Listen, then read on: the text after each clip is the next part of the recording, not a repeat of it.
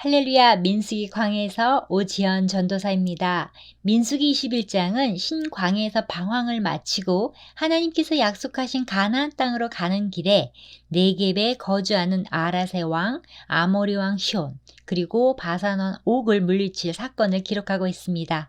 이 세 가지 사건의 발달은 세 왕들이 이스라엘을 선제 공격하여 자극했거나 비호의적으로 대기에 일어났던 것이지 결코 이스라엘이 먼저 전쟁을 시작했던 것이 아니었습니다. 그렇지만 이스라엘이 전쟁을 통해서 이스라엘과 함께 하시는 하나님을 발견하게 됩니다. 민수기 21장에서는 민수기에서 가장 중요한 예수님의 예표 사건이 등장합니다. 구약 성경을 아무리 읽더라도 이 진리를 알지 못하면 헛것입니다. 오늘도 말씀 속에 복음이 담겨 있습니다. 하나님이 이미 모세 시대에 십자가의 복음을 계시하여 주셨습니다. 바로 놋뱀에 나타난 복음입니다. 1절부터 3절은 아라도 왕을 격파하여 호르마를 점령한 사건입니다. 네겝에 거주하는 가나안 사람 곧 아라세 왕이 이스라엘이 아다림 길로 온다 함을 듣고 이스라엘을 쳐서 그중 몇 사람을 사로잡은지라. 이스라엘이 여호와께 서원하여 이르되 주께서 만일 이 백성을 내 손에 넘기시면 내가 그들의 성읍을 다 멸하리이다. 여호와께서 이스라엘의 목소리를 들으시고 가나안 사람을 그들의 손에 넘기심에 그들과 그들의 성읍을 다 멸하니라. 그러므로 그곳 이름을 호르마라 하였더라. 이스라엘은 이제 가나안을 목전에 두고 아다림 길로 통해 가나안 땅으로 가고자 하였습니다. 아다림은 정탐이라는 뜻입니다. 이스라엘은 가나안 땅을 정탐하고자 하였습니다. 이를 알고 가나안 사람 아라세 왕이 이스라엘을 쳐서 몇 사람을 사로잡아 갔습니다. 이스라엘은 주께서 이 백성을 우리 손에 넘기면 그 성읍을 다 멸하겠다고 서원 기도를 드렸고 하나님은 그들의 기도를 들으시고 가나안 사람을 진멸하였습니다. 호르마는 완전히 멸함이라는 뜻입니다. 전에는 하나님의 말씀에 불순종하고 이곳의 가나안 땅을 공격하다가 진멸당하였던 호르마였습니다. 이제는 반전이 되어 이곳을 진멸하고 호르마라고 하였습니다. 백성이 호르산에서 출발하여 홍해 길을 따라 에돔 땅을 우회하려 하였다가 길로 말미암아 백성의 마음이 상하니라. 호르마에서 승리를 거둔 이스라엘은 계속해서 행군하였지만 에돔을 지나가는 것을 거절당했기에 길로 말미암아 백성의 마음이 상했습니다. 백성의 마음이 상했다는 문자적인 표현은 참을 수가 없다는 것입니다. 즉 열악한 환경에 인내심이 바닥이 난 것입니다. 열악한 환경은 우리 마음을 상하게 하며 조급하게 만듭니다. 특히 편안한 길을 거절당하고 원치 않은 길을 가야 할 때 우리의 인내심은 금세 바닥을 드러냅니다. 형제 나라인 에돔에 그 어떤 피해도 주지 않고 편안하고 안전하게 당연히 지나갈 줄 알았습니다. 그러나 에돔 왕이 길을 막았기 때문에 이스라엘 백성이 에돔 땅을 돌아 홍해길을 올라가는데 길이 너무 험하고 여러 날 걸림으로 마음이 상하였습니다. 백성이 하나님과 모세를 향하여 원망하되 어찌하여 우리를 애굽에서 인도해내어 이 광야에서 죽게 하는가. 이곳에는 먹을 것도 없고 물도 없도다. 우리 마음이 이 하찮은 음식을 싫어하노라 하매.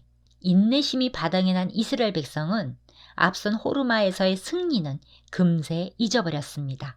다시 하나님과 모세를 원망하며 어찌하여 우리를 애굽에서 인도해내어 이 광야에서 죽게 하는가라고 외칩니다. 자기들을 살려주려고 인도했는데 죽이려고 하는 줄 알고 하나님을 원망하였습니다. 이스라엘이 원망하는 것은 새로운 일이 아니었지만 이전의 사건들과 비교할 때 가장 심각합니다. 전에는 모세와 아론에게만 원망하였는데 이제는 하나님께도 원망하였습니다. 이스라엘은 절대 넘지 말아야 할 선을 넘고야 말았습니다. 그동안 매일 먹어왔던 만나를 하찮은 음식으로 여겼기 때문입니다. 새 번역 성경은 보잘것없는 음식으로, 공동 번역 성서는 거친 음식으로 표현합니다. 그 백성들이 애굽에서 종살이 할 때에 먹던 생선, 오이, 수박, 부추, 무화과, 석류, 마늘 같은 것을 추억하고 하나님께서 먹여주시는 만나는 싫어합니다. 그러나 하나님은 만나 안에 고기나 각종 채소 영양소나 사람에게 필요한 영양소가 다 있게 만드셨을 것입니다. 우리가 민수기를 잘 읽어보면 이스라엘 백성은 물이 없어 목말라 죽는 사람이 단 한 명도 나오지 않습니다. 먹을 것이 없어서 죽은 사람이 한 사람도 없습니다. 여호와께서 불뱀들을 백성 중에 보내어 백성을 물게 하심으로 이스라엘 백성 중에 죽은 자가 많은지라. 백성이 모세에게 이르러 말하되 우리가 여호와와 당신을 향하여 원망함으로 범죄하였사오니 여호와께 기도하여 이 뱀들을 우리에게서 떠나게 하소서. 모세가 백성을 위하여 기도하매 여호와께서 모세에게 이르시되 불뱀을 만들어 장대 위에 매달아라. 물린 자마다 그것을 보면 살리라. 모세가 놋뱀을 만들어 장대 위에 다니 뱀에게 물린 자가 놋뱀을 쳐다본즉 모두 살더라. 하나님께서 보내신 불뱀은 강한 독을 품고 있었으며 그 입으로 백성들의 다리를 물 때마다 많은 사람이 죽어갔습니다. 불뱀의 입이 곧 자신들의 입이었다는 것을 깨닫게 된 이스라엘 백성은 모세에게 간청합니다. 모세는 하나님께서 만들라고 하신 불뱀을 놋으로 만들어 모든 이스라엘 백성이 볼 수 있게 장대 위에 높이 매달았습니다. 그리고 뱀에게 물린 자마다 놋뱀을 보면 살리라는 생명의 소식을 전합니다. 모세는 하나님의 말씀에 믿고 순종하여 놋뱀을 만들어 장대에 달았고 뱀에게 물린 자마다 놋뱀을 쳐다보며 살았습니다. 이는 정말 믿기지 않는 말입니다. 모든 사람이 놋뱀을 보지 않았습니다. 그러나 어떤 사람이 하나님과 모세를 신뢰하고 장대를 보았습니다. 그러자 신기하게도 고통이 사라지고 정상으로 돌아왔습니다. 물론 의학적인 상식으로는 뱀에게 물렸을 때는 응급조치를 취하고 약을 쓰며 치료하는 것이지만 하나님의 말씀은 장대에 달린 뱀을 쳐다보면 살리라고 하셨고 사실 장대 위에 달렸던 놋뱀은 불뱀에 물린 자들이 그것을 쳐다보면 살 수 있게 한 하나의 표적입니다. 히브리서 저자는 믿음의 주여 또 온전케 하시는 예수님을 바라보라고 하였습니다. 하나님의 말씀은 순종하는 데서 기적이 일어납니다. 하나님의 약속을 믿고 그 말씀에 절대 순종할 때 죄와 사망에서 해방되어 생명과 구원을 얻기 위해서는 오직 장대에 높이 들린 자 예수 그리스도를 구세주로 믿는 길밖에 없음을 가르치는 구원의 원리를 제시한 것이라 할 수 있습니다. 아무리 치명적인 독을 가진 불뱀에게 물린 이스라엘 백성들이었지만 믿음을 가지고 놋뱀을 바라보기만 하면 다 살 수 있었습니다.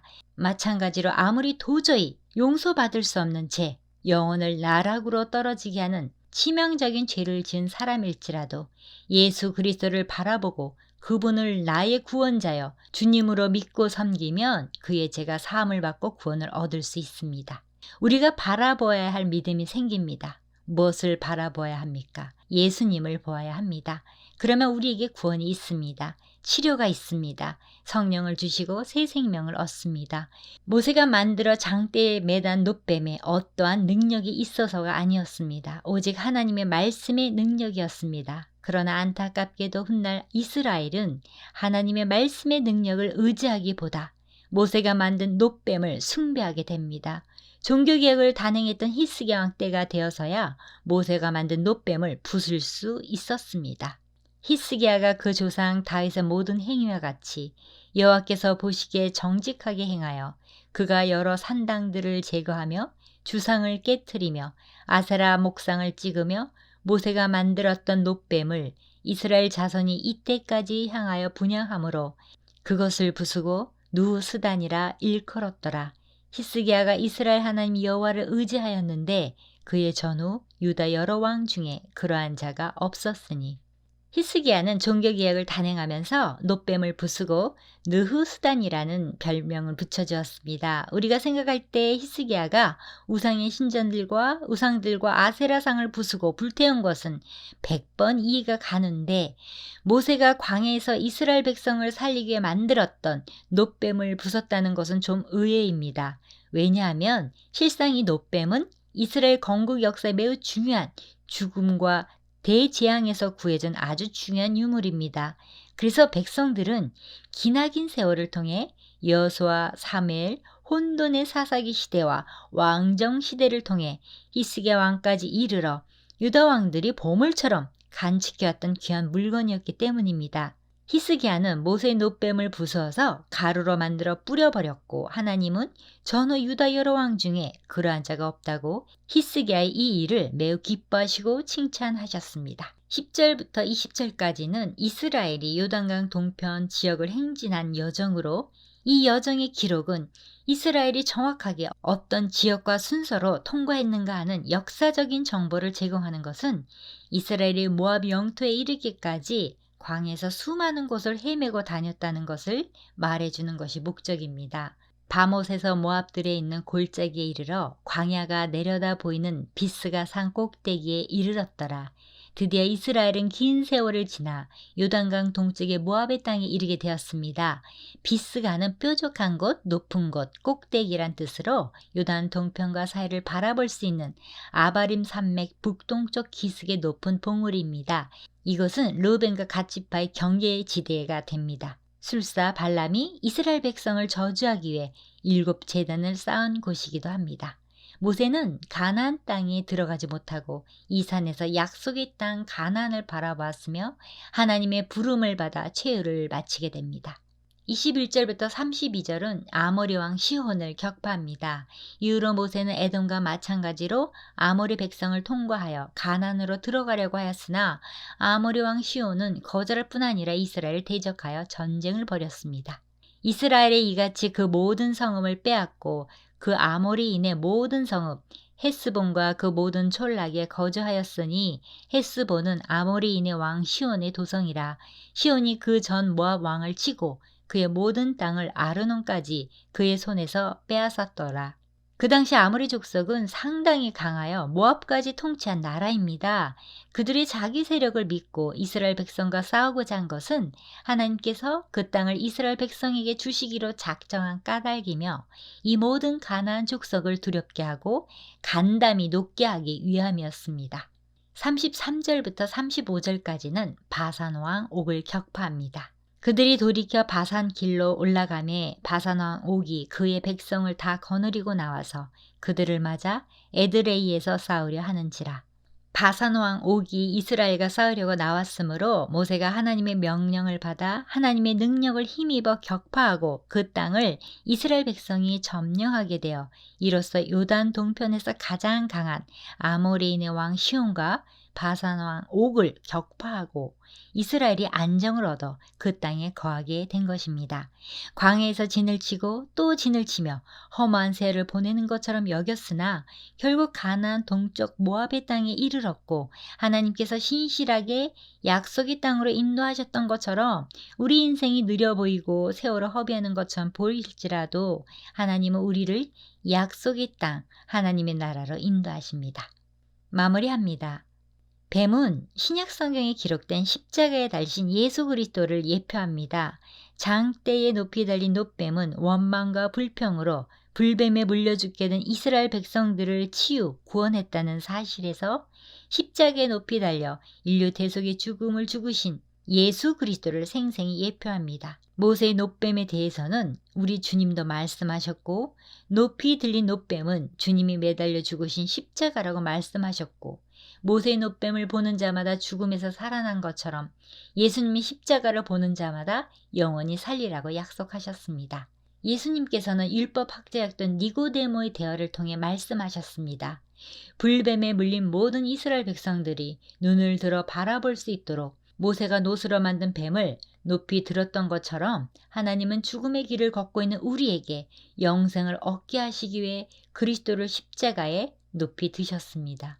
눈을 들어 그 주님을 바라보고 믿는 자에게 영생이 있다고 하셨습니다. 요한복음 3장 14절부터 15절의 말씀으로 마칩니다. 모세가 광야에서 뱀을 든 것 같이 인자도 들려야 하리니 이는 그를 믿는 자마다 영생을 얻게 하려 하심이니라. 아멘.